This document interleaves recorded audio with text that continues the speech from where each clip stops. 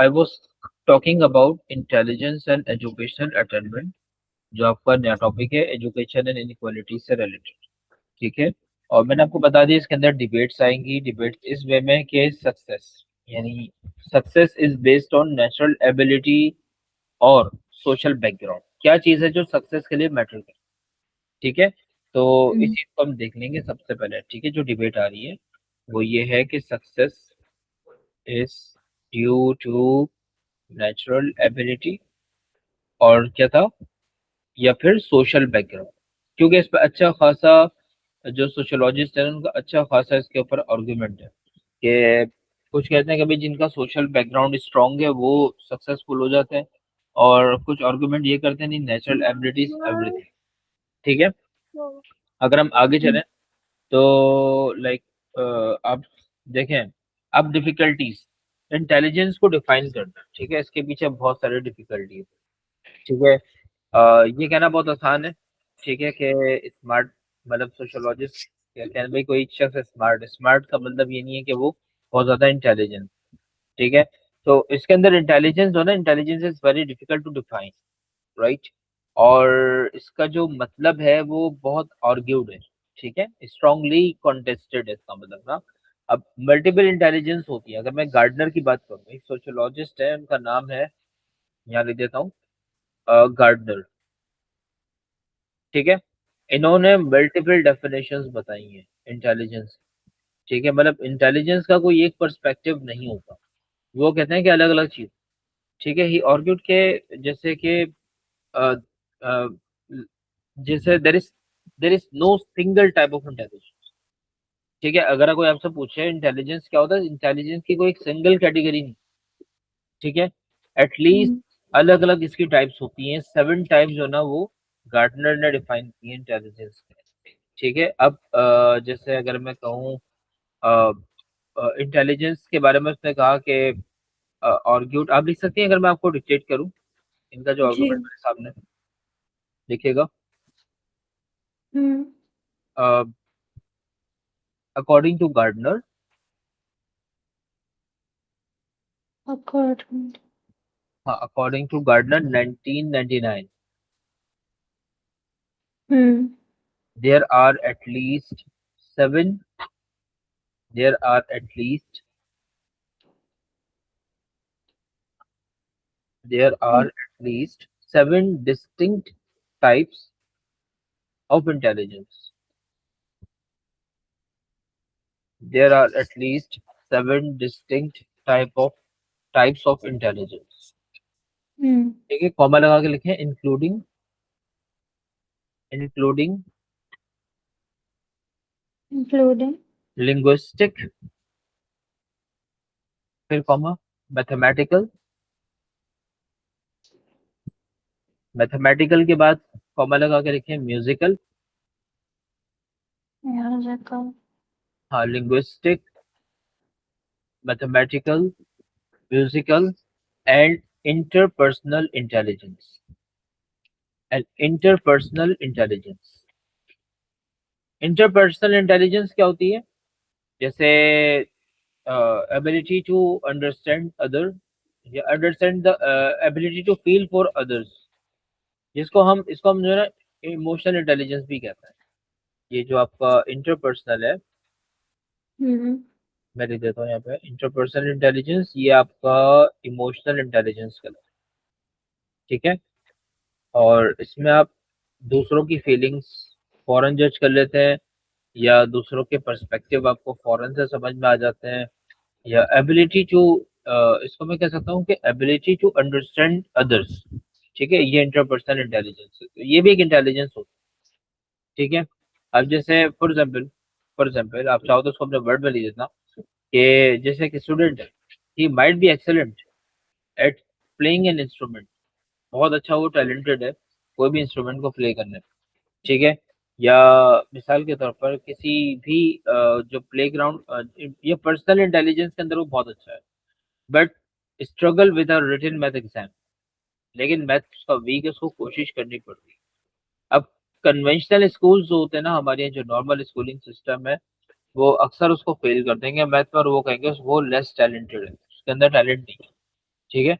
अगर देखा जाए तो उसके अंदर इंटेलिजेंस मौजूद है, वो इंस्ट्रूमेंट बहुत अच्छे तरीके से प्ले कर रहा है, वो मीडिएटिंग कर रहा है प्ले ग्राउंड आर्गुमेंट के अंदर, मतलब इंटरपर्सनल इंटेलिजेंस उसकी बहुत अच्छी है, लेकिन मैथ्स उसकी वीक है, जिसकी वजह से स्कूल उसको फेल कर देता है और बोलता था भाई ये लेस टैलेंटेड है। ठीक हो गया, तो ये प्रॉब्लम आ रहा होता है। ठीक। तो ये पहला पर्सपेक्टिव है जो आपको आई होप समझ में आ गया होगा। ठीक है। अब उसके बाद दूसरी जो चीज आ जाती है वो आ जाती है सोशल कंस्ट्रक्शन इंटेलिजेंस में। ठीक है। इसमें ये हो सकता है कि बहुत सारे सोशियोलॉजिस्ट कहते हैं कि इंटेलिजेंस नेचुरल नहीं होती, इट इज सोशली कंस्ट्रक्टेड। ये पहला आर्गुमेंट। ठीक है। इंटेलिजेंस, ये लिख रहा हूं मैं, इंटेलिजेंस इज सोशली कंस्ट्रक्टेड। ठीक है। इसका क्या मतलब होगा सोशली कंस्ट्रक्टेड? जैसे something created by the rules of the society, something created by the values of society rather than the natural fact. ठीक है। इसका मतलब ये है कि जिस चीज को हम इंटेलिजेंस कहते हैं ना, we call intelligence simply the specific set of skills. ठीक है। जो पावरफुल ग्रुप्स होते हैं सोसाइटी के अंदर, अ, उनकी वजह से, इनके दिए हुए रूल्स की वजह से जो स्किल्स आती हैं उस पर पूरा करने वाला इंटेलिजेंस। ये मतलब हुआ। मतलब सोशल कंस्ट्रक्शन वाला टॉपिक है। ठीक है। कि हाँ, इंटेलिजेंस जो है ना वो एक स्पेसिफिक सेट ऑफ स्किल्स होता है जो पावरफुल ग्रुप्स है आपका सोसाइटी में, जो पावरफुल ग्रुप जिसको वैल्यू देता है, ठीक है, एट द टाइम, वो इंटेलिजेंस कहलाता है। ठीक है। तो ये इसकी एक सिंपल सी एग्जांपल है। तो सोशली कंस्ट्रक्शन का मतलब आपको क्लियर हो गया होगा ना, राइट? ये होगी एक डिबेट। अच्छा, अब आ जाते हैं इसी का दूसरा टॉपिक। इसमें हमने गार्डनर का रेफरेंस दे दिया। अब आ जाते हैं difficulties in defining the intelligence. ये तो हो गया ना। आईक्यू टेस्ट, अच्छा ये मुझे ऊपर लाना, ठीक है, तो मैं आ जाता है। ठीक है। अब आ जाते हैं आईक्यू टेस्ट के ऊपर, राइट? ये लिखा हुआ है IQ test and the extent to which they are influenced by the social factors. ठीक है। इसका मतलब देखें, इंटेलिजेंस इज मोस्टली या most commonly measure by I. ज्यादातर यही होता है, जिसका आईक्यू अच्छा होता है, ठीक है, जिसका इंटेलिजेंट क्वेश्चन अच्छा होता है, तो उसी को इंटेलिजेंट कहा जाता है। ठीक है। लेकिन बहुत सारे सोशियोलॉजिस्ट इस पे क्वेश्चन करते हैं कि if these test are truly fair और ऑब्जेक्टिव, अगर सही है और ऑब्जेक्टिव है तो फिर आईक्यू टेस्ट सही होता है, वरना नहीं। ठीक है।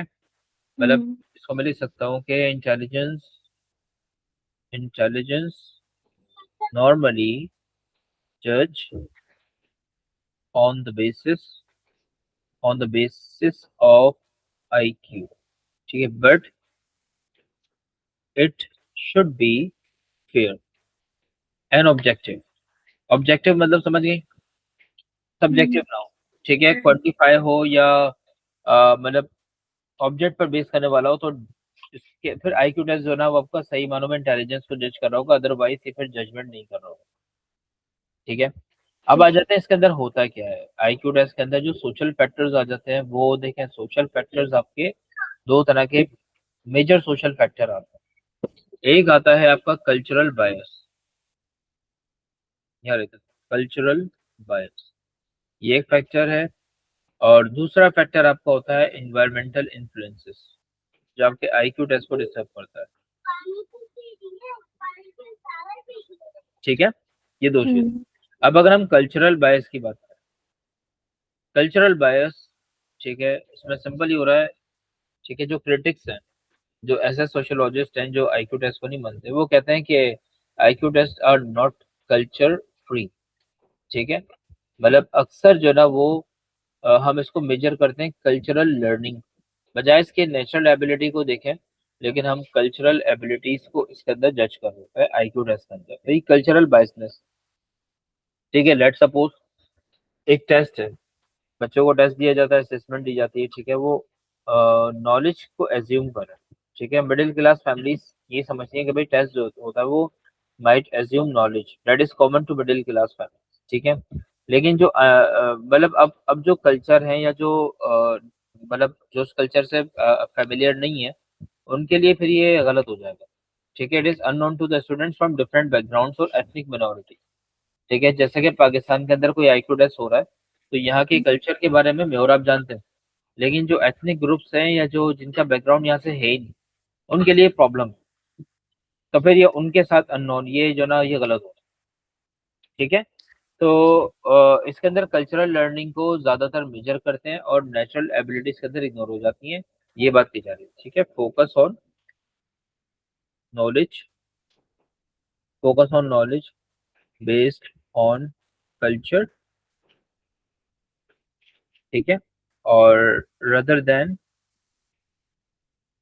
Natural ability. ठीक है, जैसे कि मैंने आपको बताया एथनिक्स नहीं कर पाते, या जो ना क्या कहते हैं वो लोग जो इस बैकग्राउंड से बिलोंग नहीं करते, वो बिलोंग्स टू अदर बैकग्राउंड, तो उनके लिए अनफेयर। Is it clear? जी। तो समझ में क्या है कि आईक्यू टेस्ट के अंदर जो चीज प्रॉब्लम कर रही है वो कल्चरल बायस है। ठीक है, कल्चरल फैक्टर्स आते हैं। ठीक है, और दूसरा आ जाता है आपका एनवायरमेंटल इन्फ्लुएंसेस, ये वाला सेकंड वाला। ठीक है, इसके अंदर क्या प्रॉब्लम आते हैं, आपको नाम से अंदाजा हो रहा होगा। ठीक है, मतलब स्कोर जो होता है वो अफेक्टेड होता है बहुत सारे सोशल फैक्टर्स जो आउटसाइड द ब्रेन चले जाते हैं। जैसे फॉर एग्जाम्पल वो पेरेंट्स जो प्राइवेट ट्यूटर्स को अफोर्ड कर सकते हैं, उनके उनके बच्चों की हेल्प हो जाती है, वो प्रैक्टिस कर लेते हैं और इन टेस्ट की तैयारी कर लेते हैं। तो ये एक हम्म। अनफेयर एडवांटेज हो गया। ठीक है, इसी तरीके हम्म। से वो स्टूडेंट जो घरों पे होते हैं, जिनके पास बहुत सारी बुक्स होती हैं, वो ज़्यादा अच्छा परफॉर्म कर लेते हैं। ठीक है, लिंग्विस्टिक पार्ट्स वगैरह के अंदर जिनके पास बुक्स नहीं है, लाइब्रेरीज नहीं है, या जिनके पास सोर्सेस नहीं है, उनके साथ हो जाता है प्रॉब्लम। ठीक है, तो ये भी इन्वायरमेंटल फैक्टर है। समटाइम ये होता है कि क्या कहते हैं हेल्थ और स्ट्रेस के इश्यूज आ जाते हैं। जैसे एक फैक्टर है मॉल न्यूट्रिशन। ठीक है, अगर इनफ हेल्दी फूड नहीं मिलता या फिर कोई भी प्रॉब्लम होता है तो उससे स्ट्रेस जनरेट होता है, और वो स्टूडेंट जिनके साथ ये प्रॉब्लम है वो फिर इसमें स्कोर नहीं कर पाते। ठीक है, तो ये दूसरे सोशल फैक्टर्स हैं जिनकी वजह से स्कोर अफेक्टेड हो। ठीक है, यहाँ लिख देता हूँ, score affected by other social factors. ठीक है, जैसे कि मैंने आपको क्या बताया, बताएं। हम्म, कुछ पेरेंट्स क्या करते हैं, बच्चों के लिए प्राइवेट ट्यूटर हायर कर लेते हैं, सब नहीं कर पाते, ऐसा ही है। ये मटेरियल डिप्रिवेशन आ जाती है हेल्थ इश्यूज की वजह से। मटीरियल, बिल्कुल बिल्कुल। तो सोशल फैक्टर्स में कहा जाएगा मटीरियल डेप्रीवेशन। हम्म। है, गुड। मटेरियल डेप्रीवेशन में क्या हो गया, जैसे कि कोचिंग हर पेरेंट नहीं दिला पा रहा। ठीक है, और इसी हम्म। तरीके से लाइब्रेरीज या जो बुक्स होती हैं वो सबके पास नहीं होती, या सम टाइम क्या होता है कि हेल्थ और डाइट डाइट के इश्यूज चल रहे होते हैं।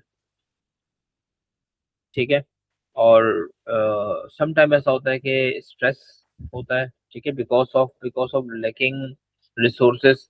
तो ये फैक्टर्स होते हैं जिसकी वजह से स्कोर जो है ना वो अलग अलग आ जाते हैं, और दैट इज अनफेयर। ठीक, तो ये, हम्म। हाँ इसमें एक चीज है, एक और इफेक्ट होता है, मुझे याद नहीं आ रहा।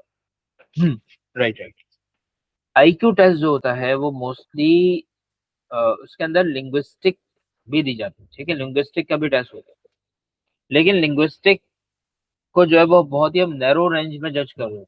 ये जो मैथमेटिकल स्किल्स होती है ना, उसको बहुत ही नैरो रेंज में जज कर रहे होते हैं, और अदर इंपॉर्टेंट ह्यूमन एबिलिटीज को हम इग्नोर करते हैं। ये कहलाता है फ्लाइन इफेक्ट। ठीक है, फ्लाइन इफेक्ट जो है ना, एक सोशियोलॉजिस्ट है फ्लाइन, उन्होंने इस पे आर्गुमेंट किया कि आईक्यू टेस्ट जो है वो मोस्टली जस्ट मेजर और नैरो रेंज ऑफ लिंग्विस्टिक और मैथमेटिकल स्किल्स। इसके अंदर आप जो है वो इम्पोर्टेंट ह्यूमन फैक्टर्स को या एबिलिटीज को इग्नोर कर रहे हो। जो अदर फैक्टर्स हैं सिर्फ आपने थोड़ा सा एक नैरो रेंज ले ली लिंग्विस्टिक की और mathematical skills, other human factors भी इसके अंदर आने चाहिए। वो ये बात है, तो इसका ये चीज ध्यान में रखिएगा। मैं लिख देता हूँ फ्लाइन इफेक्ट।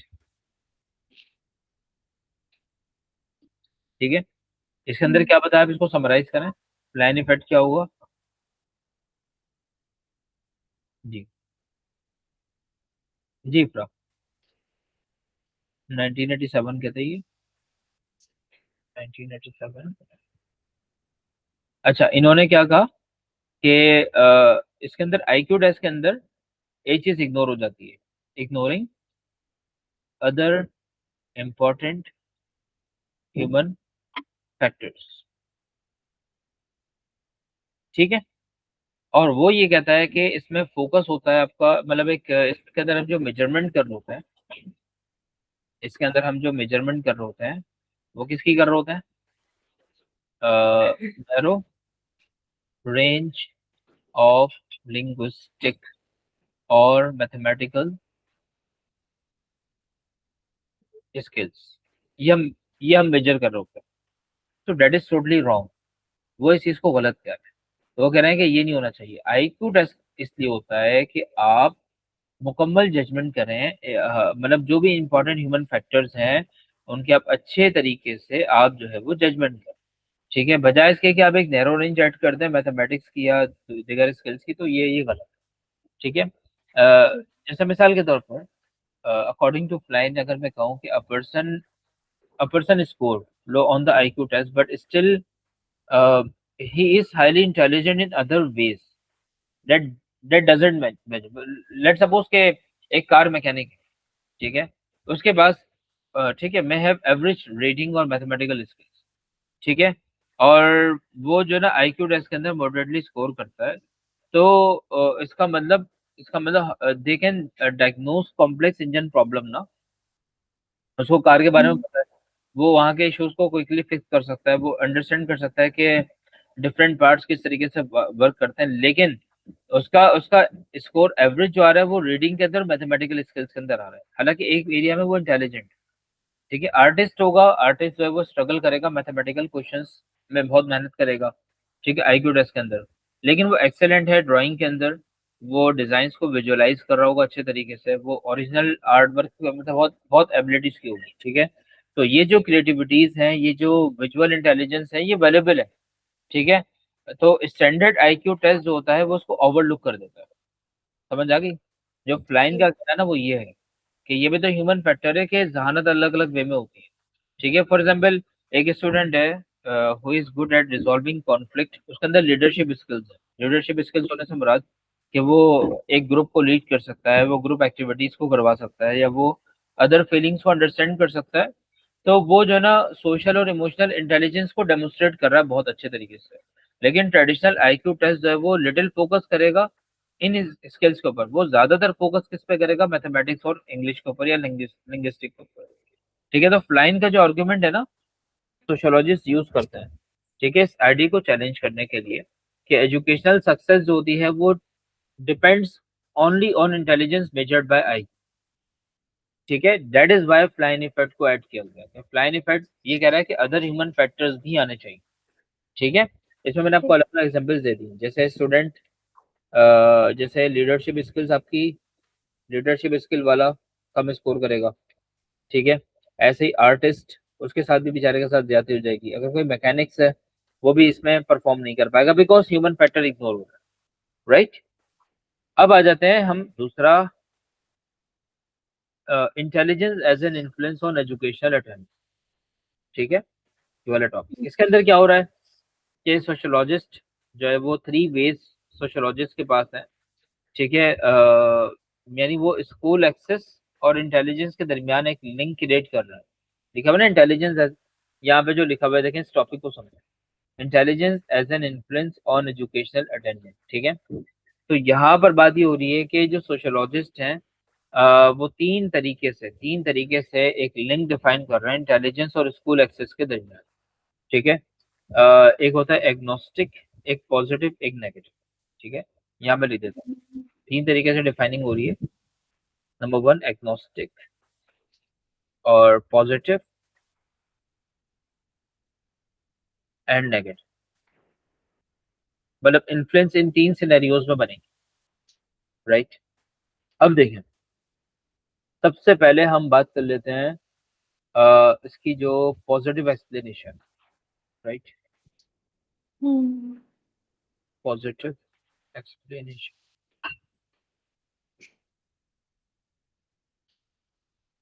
पॉजिटिव एक्सप्लेनेशन में क्या हो रहा है, पॉजिटिव एक्सप्लेनेशन का मतलब ये होगा कि ये जो व्यू है ना, ये सजेस्ट करेगा कि IQ test measure real skills needed for school and work. ठीक है, यहाँ मैं लिख देता हूँ इनका जो कहना है कि IQ to measure needed for school and educational attainment.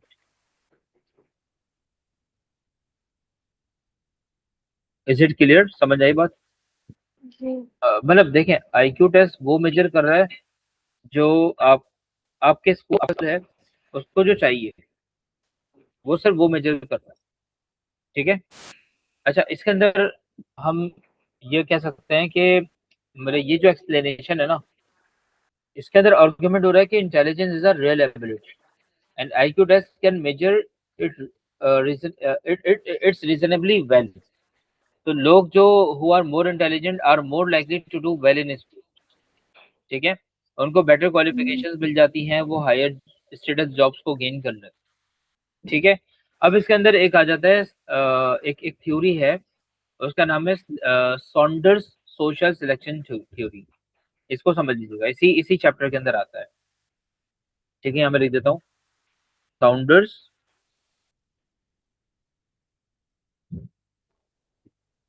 Education theory. ठीक है, साउंडर्स एजुकेशन सिलेक्शन थ्योरी। अब इस थ्योरी में कहा क्या गया? ठीक है, सिंपली हम इसको ऐसा समझते हैं, जो सॉन्डर्स थे 2022 के थे, इन्होंने आर्ग्यूड किया कि सोसाइटी जो है वो लार्जली बेस्ड कर रही है मेरिटोक्रेसी के ऊपर। मेरिटोक्रेसी की टर्म आपको पता है? ठीक है, मतलब लोगों को उनकी एबिलिटी और एफर्ट के मुताबिक लोग सक्सीड करते हैं। तो सॉन्डर्स के अकॉर्डिंग कितनी बातें हो गई कि इंटेलिजेंट पीपल जो होते हैं वो बेटर एजुकेशनल रिजल्ट्स गेन कर लेते हैं। पहली बात तो ये होगी। हम्म। यहाँ पर लिख देता हूँ कि अकॉर्डिंग, मतलब पहली बात इनका जो पहला जो कहना था वो यही था कि इस जो स्कूल्स होते हैं या जो भी एजुकेशन इंस्टीट्यूशंस हैं, ये सोसाइटी है, वो मेरिटोक्रेसी पे बेस कर रही है। Society is largely based on meritocracy. ठीक है, मेरिटोक्रेसी को डिफाइन करने की जरूरत नहीं, आपको पता है। ठीक है, अब इनके अकॉर्डिंग अकॉर्डिंग हम कितनी बातें समझ में आई? पहली चीज, सबसे पहला जो पॉइंटर बनेगा वो ये बनेगा कि जो इंटेलिजेंट पीपल होते हैं वो बेटर एजुकेशनल रिजल्ट्स को गेन कर लेते हैं। ठीक है, इंटेलिजेंस गेन बेटर रिजल्ट्स। ठीक है, जो इंटेलिजेंट नहीं है उसका रिजल्ट बेहतर नहीं आता। सेकंड, इनका कहना ये होगा कि जो उन्हीं लोगों को प्रोफेशनल और वेल पेड जॉब्स उन लोगों को मिल सकती है। ठीक है, यहाँ पर मैं शॉर्टली लिख देता हूँ, वेल ये लोग गेन कर लेते हैं, और सॉरी हाई स्टेटस जॉब भी नहीं लोगों को मिल जाती। ठीक है, तीसरा, नंबर थर्ड, अगर मैं सॉन्डर्स पे थोड़ा सा गौर करूं तो वो कहता है कि मतलब इन चीज़ों का रिजल्ट क्या होगा कि they move into the middle class. भाई जब मेरिटोक्रेसी है, जब जब एक वर्किंग क्लास को वेल पेड जॉब मिल जाएगी, ठीक है, जो स्कूल में आईक्यू टेस्ट हो रहा है इन सब की वजह से हाई स्टेटस जॉब मिल जाएगी, तो वो मिडिल क्लास हो जाएंगे। मतलब वो वर्किंग क्लास से कहाँ जाएंगे? मिडिल क्लास की तरफ आ जाएंगे। क्लियर? जी। और ओवर जनरेशन जो इंटेलिजेंट पेरेंट्स होते हैं उनके जो बच्चे हैं वो भी इंटेलिजेंट। तो मिडिल क्लास चिल्ड्रन जो होंगे वो मोर इंटेलिजेंट, मतलब वो अपेयर होंगे more intelligent on average, because उनकी फैमिलीज जो है वो पहले से ही जो है ना अपवर्ड सोशल मोबिलिटी की तरफ जा रही है।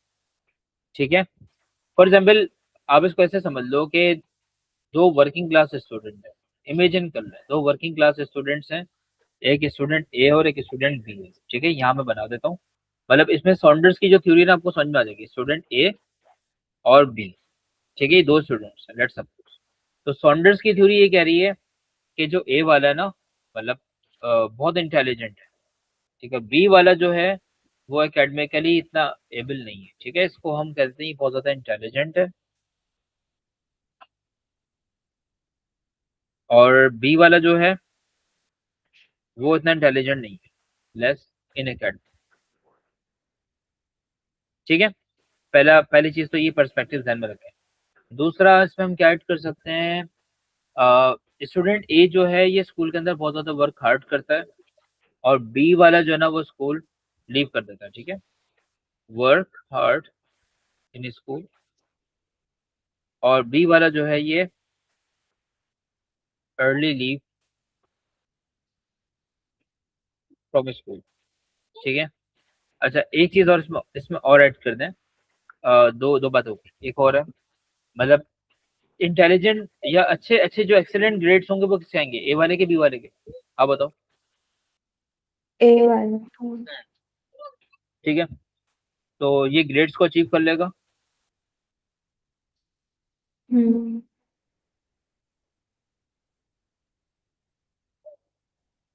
अचीव गुड ग्रेड्स, और यहाँ पर अचीवमेंट नहीं होगी, ठीक है। अब इसमें क्या होगा, देखें जॉब किसको अच्छी मिलेगी, फर्स्ट ए फर्स्ट वाले वाले को। को, ए वाले को, ठीक है। और इसका जो काम होगा वो नॉर्मल नॉर्मल जॉब या लो स्टेटस वाली जो जॉब है, ठीक है। और हम्म। इसमें एक चीज और ऐड कर सकते हैं, ठीक है। अगर देखा जाए तो वो जॉब कर वो डॉक्टर बन जाता है, ये मैकेनिक बन जाता है, ठीक है। ठीक है, ही बिकम डॉक्टर या इंजीनियर, और ये बेचारा जो है ये किसी रेस्टोरेंट के अंदर या मिसाल के तौर पर ये वर्कर बन जाता है, ठीक है। यहाँ तक हो गई हमारी दोनों बातें, ठीक है। अब हम सॉन्डर्स थ्योरी के सिनेरियो में इसको जज करते हैं, ठीक है। देखो एज एन एडल्ट स्टूडेंट ए जो होगा ना वो मिडिल क्लास में चला जाएगा, और बी वाला जो होगा वो वर्किंग क्लास ही में रहेगा। इज इट क्लियर, समझ आ गई, जी। है ना। तो सॉन्डर्स कह रहा है कि अगर इस पैटर्न को कंटिन्यू करें सेवरल जनरेशन, तो many of the most academically able people जो है ना जो वर्किंग क्लास बैकग्राउंड से हैं they will have moved into the middle class. Is it clear ना। जी। इससे क्या होगा कि इससे हेल्प हो जाएगी कि explain why middle class often perform better in education, ठीक है। तो ये सोशल मोबिलिटी हो रही है, ये जो चीज है ना यहाँ पे जो लिखी हुई है that is the social mobility, और ये जो सोशल मोबिलिटी है ये अपवर्ड हो रही है, ये अपवर्ड है। ये डाउनवर्ड होती है, डाउनवर्ड क्या होती है जी इफ्रा पता है, डाउनवर्ड अ, सोशल मोबिलिटी क्या होती है। यानी कि जो लाइक अपर क्लास से फिर नीचे आ जाना मिडिल क्लास की गुड, तरफ। एक्सेलेंट, ठीक है। तो अब यहाँ पर देखें मिडिल क्लास, अब सॉन्डर्स की बात समझ में आ गई कि जनरेशन टू जनरेशन मतलब जो मूवमेंट होती है सोशल मोबिलिटी वो इस इस बिहाव पर होती है कि वहां पर मेरिटोक्रेसी है, और ये आईक्यू टेस्ट की बिहाव पर ही मेरिटोक्रेसी का पता लगता है। तो ये हम्म। सोशल सिलेक्शन कहते हैं, हमने जो बात की ना ये सोशल सिलेक्शन कहलाता है। ये जो प्रोसेस होता है सोशल सिलेक्शन का, मतलब सोसाइटी सिलेक्ट करती है उन लोगों को एबिलिटी और इंटेलिजेंस की बेस पर, ठीक है। इसको मैं ऐसे लिख सकता हूँ, जैसे मैं लिख देता हूँ एक सेकेंड, यहाँ मैं लिख देता हूँ, इसको सिंपली कर देता हूँ। सोशल सिलेक्शन का जो मतलब है ना, सोशल सिलेक्शन, क्योंकि थ्योरी इसी पर है। सोशल सिलेक्शन में सबसे पहले हाई आई क्यू टेस्ट था, ठीक है। सिलेक्शन कैसे हो रही है मैं आपको बता रहा हूँ, हाई आई क्यू टेस्ट हो गया, और उसके बाद दूसरी जो चीज आ जाएगी वो बेटर स्कूल रिजल्ट्स आ जाएंगे या बेटर रिजल्ट्स, ठीक है। फिर इसके अंदर आप ऐड कर दो बेटर जॉब, ठीक है।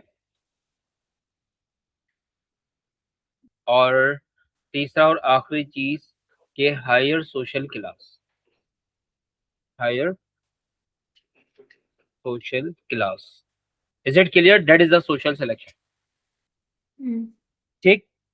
इस चीज को हम सोशल सिलेक्शन टर्म वाइज कहते हैं। अब इसकी स्ट्रेंथ क्या है, सोशल सिलेक्शन के अंदर ये चीज एक्सप्लेन की गई कि why some working class students achieve high levels of success, ठीक है। और इसकी एक स्ट्रेंथ, और स्ट्रेंथ क्या हो सकती है आप बताओ, एक तो मैंने बता दी ना कि कुछ वर्किंग क्लास स्टूडेंट्स जो होते हैं वो हाई लेवल्स ऑफ सक्सेस को अचीव कर लेते हैं सोशल सिलेक्शन की वजह से। और इसकी क्या स्ट्रेंथ हो सकती है, हम्म थोड़ी सी हिंट देता हूँ आपको। जैसे हम ये कह सकते हैं कि मतलब ये जो चीज है ना सोशल सिलेक्शन, ये मेरिटोक्रेटिक आइडिया पे फिट हो रही है। जी। हाँ, लाइक जो हो तो रही, जैसे अगर हम फंक्शनलिस्ट के पॉइंट ऑफ व्यू से देखेंगे तो फिर उनके हिसाब से यही होगा कि जो ज़्यादा हार्ड वर्किंग है, जो ज़्यादा इंटेलिजेंट है, वो ज़्यादा अचीव करेगा, और फिर उसकी सोशल मोबिलिटी भी होगी, हम्म। और फिर उसका हाई स्टेटस भी होगा आगे एग्जैक्टली। जाके। एग्जैक्टली। अब देखें इसके अंदर जो ना, सिर्फ यही नहीं है कि लोग इसको सपोर्ट ही कर रहे हैं, इसके ऊपर क्रिटिसिजम्स भी हैं, तो बहुत सारे क्रिटिसिजम्स हैं। वो क्रिटिसिज्म सब देखो, सोशियोलॉजी के पेपर में ना हमें आर्गुमेंट्स बहुत करने होता है, तो हमें हर चीज को ना देखना पड़ेगा। अब हम मैं अगर इसकी क्रिटिसिज्म की बात करूँ ना, तो इसमें बहुत क्रिटिसिज्म। कुछ सोशियोलॉजिस्ट इसमें आर्ग्यू कर रहे होते हैं कि सोशल क्लास जो है वो एजुकेशनल अचीवमेंट पर अफेक्ट करती है डिफरेंट डिफरेंट फैक्टर्स के थ्रू। जैसे मैंने आपको बताया मटेरियल डेप्रिवेशन, वो भी अपनी जगह हम्म। पर है। ठीक है, आप इस वर्ड को नोट कर लें, मटेरियल डेप्रिवेशन हर जगह जो है वो रुकावट बनता है। ठीक है, मटेरियल डेप्रिवेशन वही बात हो गई कि lack of money, lack of resources, lack of, हाँ कल्चरल डेप्रिवेशन भी आ जाएगा इसमें। मैं दोनों चीजें मेंशन कर रहा हूँ, मटेरियल डेप्रिवेशन भी और कल्चरल डेप्रिवेशन भी। कल्चरल डेप्रिवेशन में देखें दोनों को अगर हम फर्क करें, ठीक है, lack of money, lack of resources, that is the cultural, हाँ। That is a culture, that is a material deprivation. Parental support cultural deprivation के अंदर आ जाएगी। ठीक है, और क्वालिटी ऑफ स्कूल्स ऐसा भी तो होता है, बहुत सारे बच्चे, बहुत सारे, अब देखें एक स्टूडेंट है वो बिकन हाउस में पढ़ रहा है और एक गली के स्कूल में पढ़ रहा है, अब आप बताएं डिफरेंस होगा नहीं होगा? होगा। ठीक है, तो ये भी तो क्वालिटी ऑफ स्कूल्स भी तो मैटर करता है, राइट। हम्म। आईक्यू टेस्ट जो होता है वो कल्चरली बायस भी होता है, ये भी क्रिटिसिज्म है कि आपका आईक्यू टेस्ट, आप बात करो आईक्यू टेस्ट की, ठीक है, तो आईक्यू टेस्ट कौन सा फेयर है, ये भी कल्चरली जो है ना वो बायस है। ठीक है, और एक क्रिटिसिज्म इसके ऊपर ये भी है कि ये तमाम इंटेलिजेंट स्टूडेंट्स जो है ना, not all intelligent students achieve highly. अगर वो डिस्क्रिमिनेशन को फेस कर रहे हैं या अगर उनके साथ कोई तासुब वाली बात हो रही है या वो पॉवर्टी को, डिस्क्रिमिनेशन को फेस कर रहे हैं, तो रिजल्ट्स इक्वल नहीं होते। ठीक है, हम्म। तो ये चीज है। इज इट क्लियर ना? जी। जी थोड़ा बताएं। तो क्रिटिक्स इसके ऊपर आ गए, अब इसकी आ जाते हैं हम नेगेटिव एक्सप्लेनेशन के ऊपर।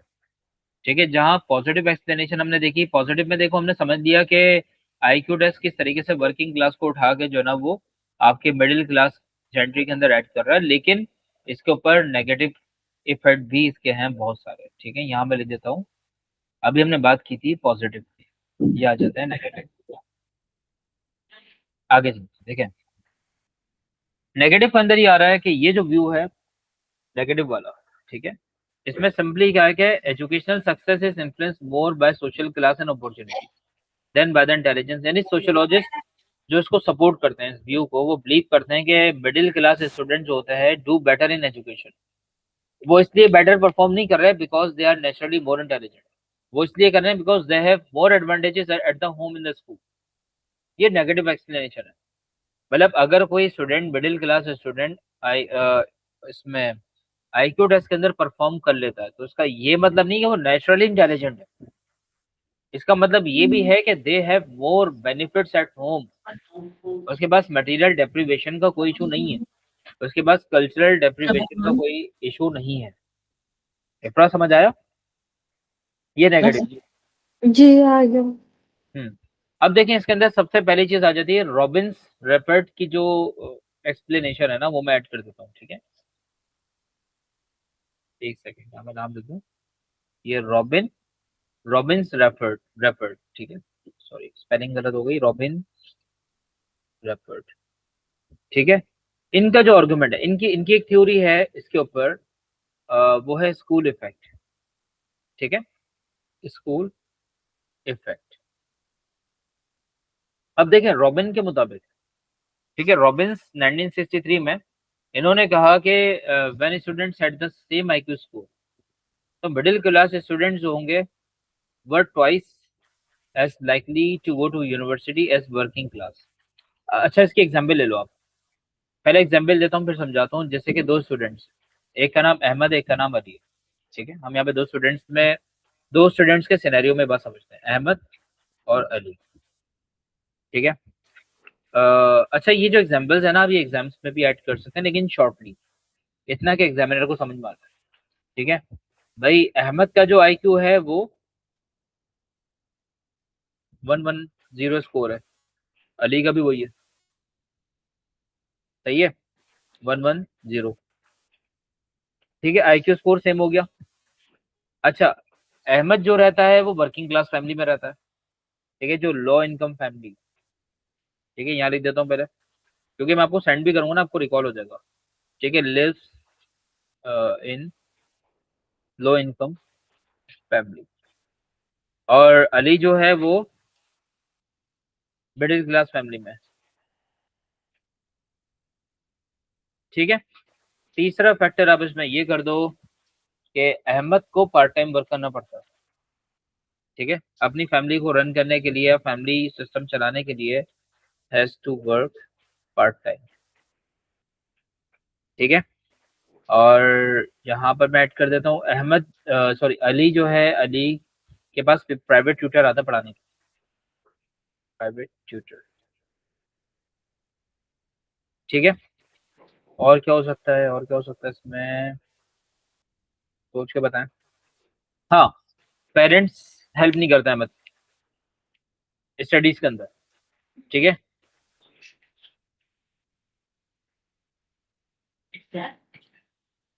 इज इट क्लियर, समझ आ गया। और यहाँ पर अली का जो मामला है, अली के जो पेरेंट्स हैं वो इनकरेज करते हैं उसको यूनिवर्सिटी जाने के लिए, parents encourage him to join university, ठीक है। अब ये दो सिचुएशन है, देखिए IQ स्कोर सेम है, अहमद का IQ स्कोर भी सेम है, अली अली का, मतलब दोनों का ना सेम IQ स्कोर आ रहा है, लेकिन अदर जो फैक्टर्स हैं वो डिफरेंस है, ठीक है। अब ठीक देखें है। हो क्या रहा है, मैं आपको बताता हूँ। इवन के both students have the same intelligence, but Ali is much more likely to attend university, है ना। हम्म। ऐसा क्यों, व्हाई डज दिस शो ना, मतलब देखें, intelligence alone is not enough, दोनों सही है, लेकिन हम्म। अब आप मुझे बताओ, इंटेलिजेंस इनफ है यहाँ पे। नहीं, क्योंकि आपके एनवायरनमेंट भी आपको अफेक्ट कर रहा है, साथ साथ आपके बिल्कुल आसपास के लोग वगैरह भी। करेक्ट, ठीक है। सोशल क्लास का डिफरेंस आ रहा है दोनों में, ठीक हम्म। है। मनी का डिफरेंस आ रहा है, फैमिली सपोर्ट का डिफरेंस आ रहा है, एजुकेशनल हम्म। अपॉर्चुनिटीज का डिफरेंस आ रहा है, तो ये बहुत एक ग्रेट डिफरेंस दोनों में एग्जिस्ट कर रहा है, हालांकि इंटेलिजेंट दोनों है।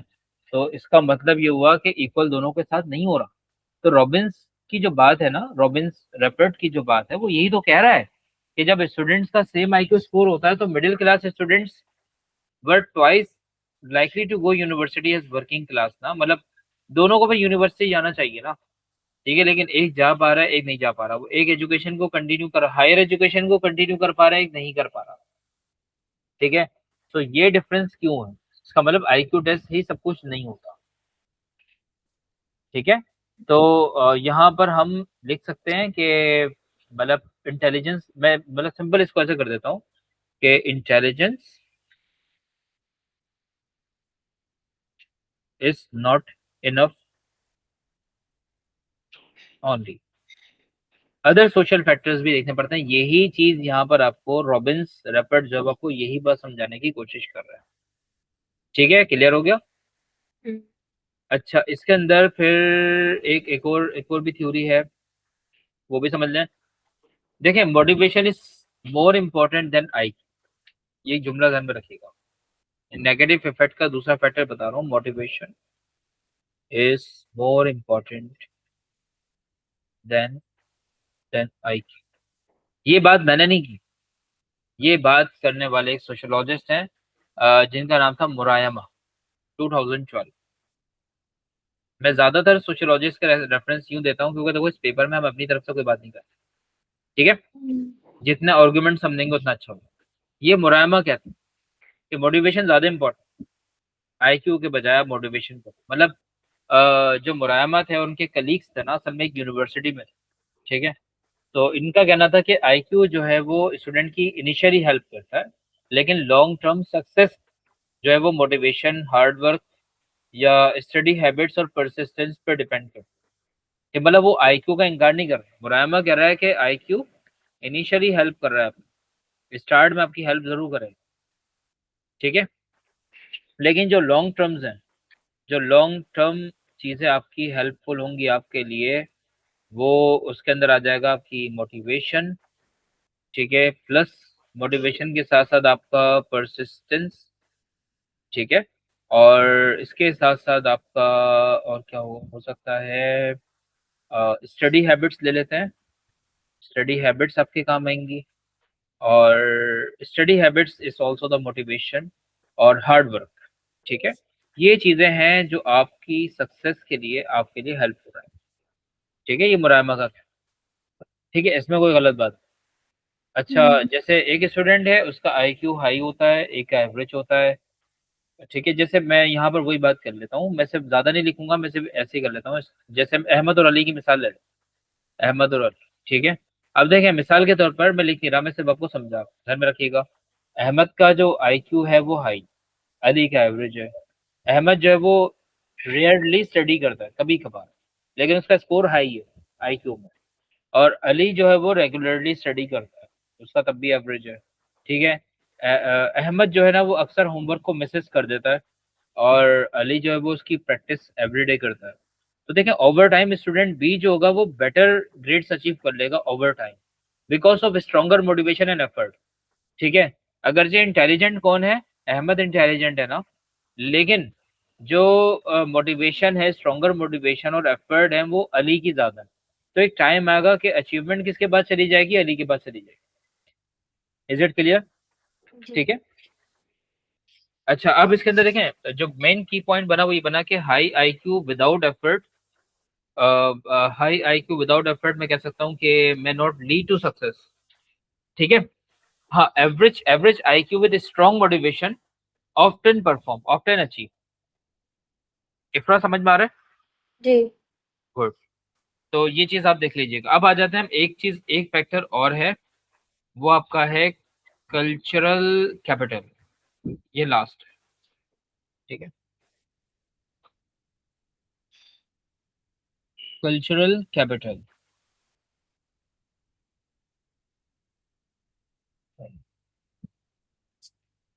इसी के अंदर आएगा कल्चरल कैपिटल भी। देखें कल्चरल कैपिटल के अंदर क्या हो रहा है कि इसके अंदर बॉडी वाली, बॉडी ये जो टर्म है ना, ये पारी बॉडी की इजाद की हुई टर्म है, ठीक है, इसकी स्पेलिंग मेरे जहन में नहीं आ रही, आई थिंक ऐसे ही लिखेंगे पारी, ठीक है ना, मुझे एयर याद आ रहा है, खैर मैं देख लूंगा कौन सा इनका एयर था। अच्छा, ये सोशोलॉजिस्ट हैं, ये आर्ग्यू करते हैं कि मिडिल क्लास चिल्ड्रन जो है वो कल्चरल कैपिटल रखते हैं। कल्चरल कैपिटल का मतलब आपको पता ही है, नॉलेज, लैंग्वेज, बिहेवियर या एटीट्यूड्स या एक्सपीरियंस, जो स्कूल जिसको वैल्यू करता है, ठीक है, वो हम्म। कल्चरल कैपिटल्स होते हैं, ठीक है। अब इसकी एग्जांपल क्या होगी, जो मिडिल क्लास चाइल्ड होंगे ना, वो रेगुलरली बुक्स को रीड करते हैं, वो अलग अलग एक्टिविटीज में जाते हैं, वो म्यूजियम्स जाते हैं, वो लाइब्रेरीज जाते हैं, वो फील्ड ट्रिप पे जाते हैं, वो एडल्ट्स के सामने कॉन्फिडेंटली स्पीक कर सकते हैं, उनकी लैंग्वेज स्टैंडर्ड होती है, उनके पास वाइड वाइड वोकैब होती है, बहुत सारे अल्फाज होते हैं चीज़ को बोलने के लिए, और they know how to behave in formal situations. तो ये जो स्किल्स हैं ये उसको फिट करने के लिए ना, स्कूल एनवायरनमेंट में फिट करने के लिए उसके लिए हेल्पफुल होगी, ठीक है। तो अब मिसाल के तौर पर अगर टीचर क्लास में पूछता है कि discuss the importance of environmental conservation, तो मिडिल क्लास स्टूडेंट जो होगा वो एडवांस किस्म के वोकैब यूज करेगा, वो एग्जाम्पल से देगा, वो कॉन्फिडेंटली बात करेगा, लेकिन इसका जो आंसर होगा ना, discuss the importance of environmental conservation, working class student जो होगा पहले तो टॉपिक को अंडरस्टैंड करेगा, टॉपिक में क्या बोल रहा हूँ, उसके बाद वो, उसके बाद फॉर्मल लैंग्वेज नहीं होगी आंसर को डेवलप, वो फिर शॉर्ट सा आंसर करके या गलत जवाब देके वो खामोश हो जाए। अब टीचर एज्यूम करेगा कि middle class student is more intelligent, even आपको पता है कि दोनों स्टूडेंट जो हैं वो टॉपिक को इक्वली अंडरस्टैंड कर रहे हैं, ठीक है, लेकिन एक के पास कल्चरल कैपिटल ज्यादा है, एक के पास नहीं है, तो that is why there is a difference, ठीक है। अब ये क्यों हो रहा है, ये सोशल एडवांटेज की वजह से हो रहा है, बिकॉज कुछ स्टूडेंट्स होते हैं वो स्कूल उस वक्त स्टार्ट करते हैं जब उनके पास सारे एडवांटेजेस होते हैं, जैसे बेटर रिसोर्सेज होंगी, एजुकेशनल सपोर्ट होगी, सारी चीजें होंगी, या हाईली पेरेंटल एक्सपेक्टेशंस उनके साथ होंगी, तो ये चीज होगी ना, इससे डिफरेंशिएशन हो जाता है। कल्चरल कैपिटल की वजह से बहुत बड़ा फर्क आता है। ठीक है, तो ये चीज है। अब इस पे भी कुछ क्रिटिसिज्म्स आ जाते हैं, जैसे कि कुछ हाईली एक क्रिटिसिज्म ये है कि कुछ हाईली इंटेलिजेंट स्टूडेंट्स जो है ना वर्किंग क्लास बैकग्राउंड के, वो अभी भी कामयाब है। अगर यही बात होती, ठीक है, एक क्रिटिसिज्म ये भी है इसके ऊपर, यहाँ पे लिख देता हूँ कि अगर यही बात है तो फिर वाई सम वर्किंग क्लास, एक minute, working class students achieved, अगर ऐसी चीज है तो उन्होंने क्यों अचीव कर लिया, सवाल तो है।